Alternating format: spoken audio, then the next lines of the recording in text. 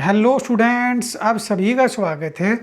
आज इस वीडियो के माध्यम से हम यह समझने का प्रयास करेंगे कि जब किसी विधेयक या बिल को भारतीय संसद के दोनों सदनों के द्वारा पारित या पास करके जब भारतीय राष्ट्रपति के पास भेजा जाता है तो उस समय भारतीय राष्ट्रपति के पास कौन कौन से विकल्प या ऑप्शंस उपलब्ध रहते हैं। तो इन विकल्पों को समझने से पहले सबसे पहले हम बात करेंगे भारतीय संविधान के अनुच्छेद 111 या आर्टिकल 111 के बारे में कि यह अनुच्छेद क्या कहता है। यह अनुच्छेद कहता है कि उस समय राष्ट्रपति के पास 3 ऑप्शंस उपलब्ध रहते हैं और राष्ट्रपति उन 3 विकल्पों में से किसी भी एक विकल्प के ऊपर कार्य कर सकता है। तो अब हम इन विकल्पों को समझने से पहले एक बात और नोट करेंगे, वो ये है कि किसी विधेयक पर हस्ताक्षर करने के लिए भारतीय राष्ट्रपति के लिए कोई भी समय अवधि निश्चित नहीं की गई है। इसका अर्थ ये हुआ कि राष्ट्रपति उस बिल के ऊपर कभी भी हस्ताक्षर कर सकता है। तो अब राष्ट्रपति के पास वो कौन कौन से विकल्प या ऑप्शंस उपलब्ध हैं, हम उस विषय के ऊपर चर्चा करते हैं। तो पहला विकल्प राष्ट्रपति के पास ये होता है कि राष्ट्रपति उस विधेयक या बिल के ऊपर अपनी सहमति की घोषणा कर सकता है। अब राष्ट्रपति के पास दूसरा विकल्प ये होता है कि राष्ट्रपति उस विधेयक के ऊपर अपनी सहमति को रोकने की घोषणा कर सकता है और यहाँ से राष्ट्रपति की वीटो शक्ति की शुरुआत होती है। अब ये वीटो की शक्ति या निषेधाधिकार की शक्ति क्या होती है, इसको हम आगे डिटेल में समझेंगे। और राष्ट्रपति के पास तीसरा विकल्प ये होता है कि राष्ट्रपति उस बिल या विधेयक को संसद के पुनर्विचार के लिए वापस लौटा सकता है। यहाँ पे बच्चे नोट ये करें कि राष्ट्रपति धन विधेयक या मनी बिल को पुनर्विचार के लिए वापस नहीं लौटा सकता है। और एक बात और नोट करें कि 24वें संविधान संशोधन 24th अमेंडमेंट 1971 के द्वारा यह प्रावधान किया गया कि भारत का राष्ट्रपति संविधान संशोधन से जुड़े किसी विधेयक, कॉन्स्टिट्यूशनल अमेंडमेंट से जुड़े किसी बिल को भी रिकंसिडरेशन के लिए संसद के पास नहीं लौटा सकता है। तो ये तो रहे 3 विकल्प जिनके ऊपर राष्ट्रपति कार्य कर सकता है।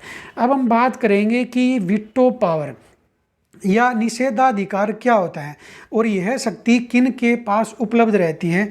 तो यहाँ पे नोट करें कि वीटो पावर की शक्ति केवल राष्ट्राध्यक्षों को या हेड ऑफ द स्टेट्स के पास उपलब्ध रहती है। और ये जो वीटो की जो पावर होती है, इसका काम यह होता है कि विधायी प्रक्रिया की जो कमियां होती हैं उसको किस प्रकार से दूर या उनको किस प्रकार से पॉइंट आउट किया जा सके। इसको हम ऐसे समझेंगे कि वीटो पावर क्यों, तो विधायिका द्वारा की गई भूल को सुधारने के लिए वीटो का प्रयोग किया जाता है। विधायिका के द्वारा इसको हम ऐसे समझेंगे कि जैसे देश के अंदर संसद या जो विधानसभाएं होती हैं उनका काम होता है कानून बनाना, और इन कानून बनाने वाली संस्थाओं को हम कहते हैं लेजिस्लेचर या विधायिकाएं।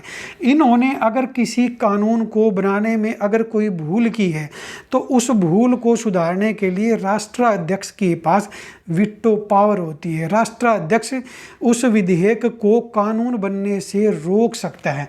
इसको हम ऐसे समझेंगे, वीटो राष्ट्रपति की विधायी प्रक्रिया को रोकने की शक्ति होती है। जो विधायी प्रक्रिया होती है उसको रोकने की शक्ति को हम क्या कहते हैं, veto power of the president. और ये शक्ति केवल राष्ट्राध्यक्षों को उपलब्ध रहती है। अब हम बात करते हैं कि जो ये वीटो पावर है, इस वर्ड का या इस शक्ति का ओरिजिन या उत्पत्ति कहाँ से हुई। तो इस वीटो पावर की उत्पत्ति प्राचीन काल में 5000 साल पहले रोमन काउंसिल के द्वारा की गई थी। रोमन काउंसिल के अंदर इस वीटो पावर का यूज किया जाता था। अगर हम बात करें मॉडर्न टाइम की या आधुनिक समय की, तो आधुनिक समय में जब यूएनओ बना तो जून 1945 में यूएनओ के चार्टर के ऊपर अमेरिका के सैन फ्रांसिस्को में यूएनओ के सदस्य देशों ने हस्ताक्षर या सिग्नेचर किए। और ये जो यूएनओ का जो चार्टर था, इस चार्टर को हम कहते हैं यूएनओ का संविधान या वे नियम जिसके द्वारा यूएनओ को शासित किया जाता है या यूएनओ अपने कार्य करता है। और जो ये 1945 का यूएनओ का चार्टर था, इसके आर्टिकल 27 में वीटो पावर का यूज किया गया था, या इस आर्टिकल 27 ऑफ यूएनओ चार्टर से इस वीटो वर्ड की उत्पत्ति या ओरिजिन हुआ था।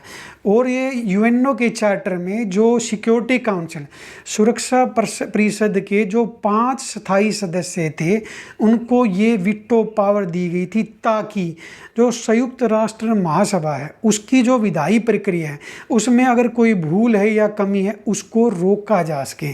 तो वीटो पावर का मतलब ये होता है कि जो लेजिस्लेटिव की जो पावर है उसको रोका जा सके, उसकी कमियों को दूर किया जा सके। अब हम बात करेंगे कि ये जो वीटो पावर होती है जो राष्ट्राध्यक्षों के पास, ये कितने प्रकार की होती है। तो सबसे पहले बात होगी आत्यंतिक वीटो या एब्सोल्यूट वीटो। इस एब्सोल्यूट वीटो का मतलब ये होता है कि राष्ट्राध्यक्ष ने उस बिल को सहमति देने से पूर्ण रूप से मना कर दिया है, डिनाई कर दिया है। अब हम यहाँ पे बात ये करेंगे कि क्या भारत में जहाँ पर उत्तरदायी सरकार की प्रणाली को अपनाया गया है, वहाँ पर क्या भारत का राष्ट्रपति इस एब्सोल्यूट वीटो का प्रयोग कर सकता है। तो अब हम इस बात को समझने का प्रयास करेंगे कि राष्ट्रपति क्या कर सकता है और करेगा तो कब करेगा। हम इसको एग्जाम्पल से समझते हैं। हमने एज्यूम किया कि जैसे कि वर्तमान में 17वीं लोकसभा कार्य कर रही है, अगर इस 17वीं लोकसभा का विघटन हो जाता है या ये डिसॉल्व हो जाती है और नई लोकसभा बनती है जैसे कि 18वीं, और 18वीं लोकसभा में नया पीएम आता है, नया प्रधानमंत्री बनता है। अगर वो प्रधानमंत्री देश के राष्ट्रपति को कहता है कि इस 17वीं लोकसभा में जो बिल पास हुआ था और जो आपके पास है, आपने उसके ऊपर सिग्नेचर नहीं करने हैं, तो उस समय भारत का राष्ट्रपति इस 17वीं लोकसभा के द्वारा पारित उस बिल के ऊपर अपने हस्ताक्षर करने से पूर्ण रूप से मना कर देगा। तो इसे हम कहते हैं absolute veto power of the president. और ये जो एब्सोल्यूट वीटो का जो प्रोविज़न है ये हमने लिया इंग्लैंड से। और आप सभी को पता होगा कि इंग्लैंड के अंदर राजतंत्र है। तो क्या इंग्लैंड के अंदर राजा या रानी संसद के द्वारा पारित किसी विधेयक को हस्ताक्षर करने से मना कर सकते हैं? तो मैं आपको यहाँ पे बताऊंगा कि सन 1700 से जैसे जैसे इंग्लैंड के अंदर मंत्रिमंडलीय प्रणाली का विकास हुआ, या जैसे जैसे इंग्लैंड में संसद की शक्तियों का विस्तार हुआ, वैसे वैसे राजा या रानी की इस एब्सोल्यूट वीटो पावर का जो है वहाँ पे लुप्त प्राय हो गई, या वो पावर राजा की विलुप्त होगी। इसका मतलब ये हुआ कि वर्तमान में अगर हम इसको आचरण में या व्यवहार में देखें तो राजा या रानी के द्वारा वर्तमान में इस एब्सोल्यूट वीटो की पावर का प्रयोग इंग्लैंड में नहीं किया जाता। वहाँ पे संसद के द्वारा पारित विधेयक को राजा या रानी के द्वारा अपनी सहमति दे दी जाती है। और भारत में इसके ऊपर अपनी सहमति राष्ट्रपति कब मना करता है, इसकी चर्चा अब हम यहाँ पे कर चुके हैं। अब हम बात करेंगे दूसरी वीटो पावर की। तो जो दूसरी वीटो पावर होती है उसको हम कहते हैं निलंबनकारी वीटो या सस्पेंसिव वीटो। इसका सिंपली मीनिंग ये होता है कि राष्ट्रपति या राष्ट्राध्यक्ष के द्वारा उस बिल को पुनर्विचार या रिकंसिडरेशन के लिए संसद के पास वापस लौटाना। और ये शक्ति जो है हमने कहाँ से लिए? फ्रांस से। फ्रांस के अंदर फ्रांस के राष्ट्रपति के द्वारा इस शक्ति का प्रयोग किया जाता है। अब हम बात ये करेंगे कि ये जो निलंबनकारी वीटो की जो शक्ति है, क्या इसका प्रयोग भारत में कभी हुआ है? तो इसका प्रयोग भारत में केवल एक बार भारत के मिसाइल मैन जो कि राष्ट्रपति बने थे डॉक्टर APJ अब्दुल कलाम के द्वारा किया गया था। जब यूपीए की गवर्नमेंट ने एक विधेयक बनाया, उस विधेयक का नाम था parliament prevention of disqualification amendment bill 2006। इसको हम सिंपली कहते हैं ऑफिस ऑफ प्रॉफिट बिल।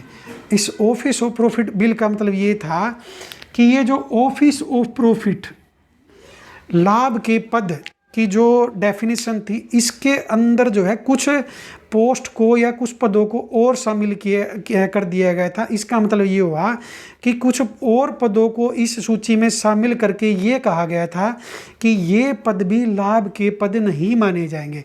और इस पूरे बिल का नाम जो था वो ये था parliament prevention of disqualification amendment bill 2006। जब ये bill doctor APJ Abdul Kalam के पास गया तो उन्होंने इसको पुनर्विचार के लिए लौटा दिया गया था। उन्होंने कौन सी शक्ति का प्रयोग किया? सस्पेंसिव वीटो का। और ये शक्ति हमने कहाँ से ली है? फ्रांस से। अब जो है हम यहाँ पे ये बात करेंगे कि अगर जो बिल आप राष्ट्रपति ने पुनर्विचार के लिए लौटाया है तो अब उसका क्या होगा। तो यहाँ पे नोट करें कि अगर उस लौटाए गए बिल या विधेयक को संसद के दोनों सदनों ने सिंपल मेजॉरिटी साधारण विधेयक से पुनः पारित करके राष्ट्रपति के पास भेज दिया है तो अब राष्ट्रपति के लिए बाध्यकारी या ओब्लिगेशन होगी कि उस बिल को अपनी सहमति दे तथा उस बिल के ऊपर हस्ताक्षर करें। अब हम थर्ड विटो पावर के बारे में बात करेंगे। जो तीसरी विटो की पावर होती है उसे हम कहते हैं JB विटो या पॉकेट विटो। अब ये क्या होती है इसको हम समझेंगे।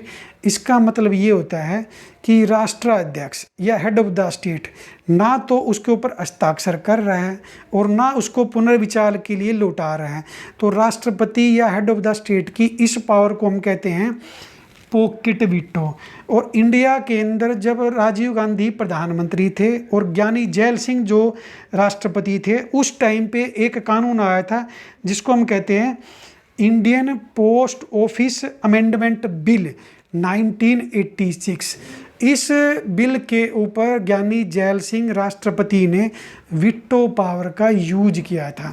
उसके ऊपर ना तो अपनी सहमति दी थी ना उसको पुनर्विचार के लिए लौटाया था और ये बिल जो है वो उस समय कानून नहीं बन पाया था। तो हमने ये देख लिया कि JB विटो जो है इसका प्रयोग इंडिया में सिर्फ एक ही बार हुआ है और वो ज्ञानी जैल सिंह के समय हुआ है। और ये जो JB विटो का कंसेप्ट है ये हमने लिया है USA से। आपको ये पता होगा कि जो USA के अंदर यूनाइटेड स्टेट्स ऑफ अमेरिका के अंदर जो संसद होती है उसे हम कहते हैं कांग्रेस। हम कहते हैं कांग्रेस। और कांग्रेस के वहाँ पे दो सदन हैं, एक को हम कहते हैं सीनेट और एक को हम कहते हैं हाउस ऑफ रिप्रेजेंटेटिव्स। तो यहाँ पे अगर USA की कांग्रेस ने किसी बिल को पास करके अगर अमेरिका के प्रेसिडेंट के पास हस्ताक्षर या सहमति के लिए भेज दिया है और अमेरिका का राष्ट्रपति अगर 10 दिन के अंदर उस बिल को ना तो वापस लौटाता है और ना उसके ऊपर अपनी सहमति देता है तथा इस 10 दिन के अंदर, ये 10 दिन काउंट होंगे जब राष्ट्रपति के पास बिल आया है उस दिन से, तो इस 10 दिन के अंदर अगर मीन टाइम या बीच में ये जो USA की जो कांग्रेस है या जो USA की जो संसद है इसके सत्र का अंत हो गया है, इसका सत्र या सेशन समाप्त हो गया है, तो ये बिल अमेरिका में कानून नहीं बन पाएगा। ये बिल जो है अमेरिका के अंदर लॉ या कानून नहीं बन पाएगा। तो इस शक्ति को हम कहते हैं JB विटो। अब हम बात, और ये हमने शक्ति कहाँ से ली है? अमेरिका में। तो ये जो पॉकेट विटो की शक्ति जो है ये अमेरिकी राष्ट्रपति को उपलब्ध रहती है। और यहाँ पे एक बात और नोट करें कि जो भारत के राष्ट्रपति की विटो पावर है या जो निषेधाधिकार है वो इन तीनों शक्तियों का मिला जुला रूप है। कौन कौन सी? एब्सोल्यूट विटो और सस्पेंसिव विटो और पॉकेट विटो। इन तीनों विटो पावर का मिला जुला रूप भारतीय राष्ट्रपति के पास है। अब हम करेंगे फोर्थ एंड लास्ट विटो पावर कौन सी होती है? हम उसको कहते हैं क्वालिफाइड विटो। इसको हिंदी में बोलेंगे विशेषित विटो। इसका मतलब क्या है? इसका मतलब ये होता है कि राष्ट्रपति की विटो पावर को संसद जो है वो रोंद देती है या उसकी अवहेलना कर देती है। अब ये अवहेलना कैसे होती है अब मैं आपको ये समझाता हूँ। इसको हम ऐसे समझेंगे कि अमेरिका के अंदर क्या होता है कि अगर 10 दिन के बाद अमेरिकी कांग्रेस का मतलब होता है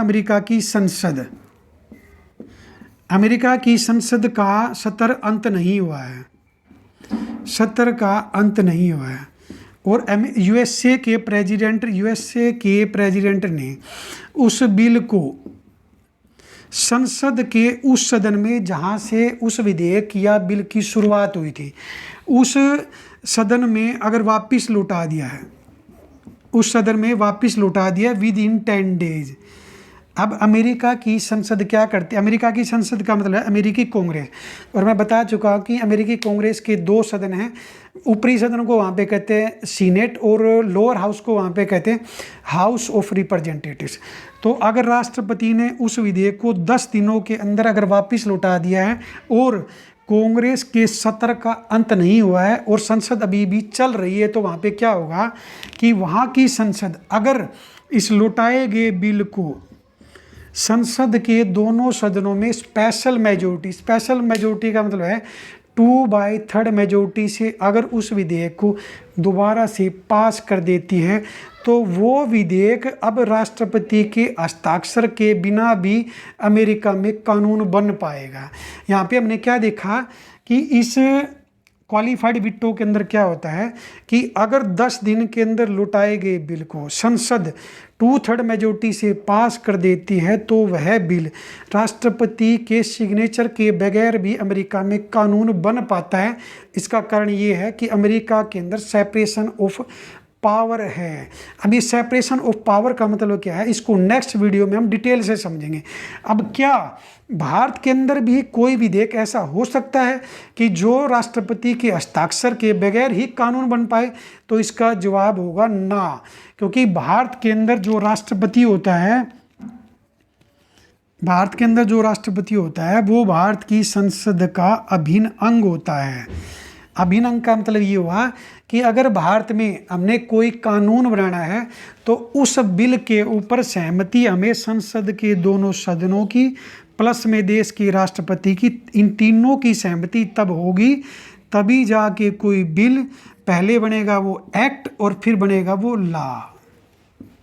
तो यहाँ पे हमने क्या देखा कि अमेरिका में कोई बिल बिना राष्ट्रपति के हस्ताक्षर के भी कानून बन सकता है और भारत में ऐसा नहीं है, क्योंकि भारत में सेपरेशन ऑफ पावर नहीं है।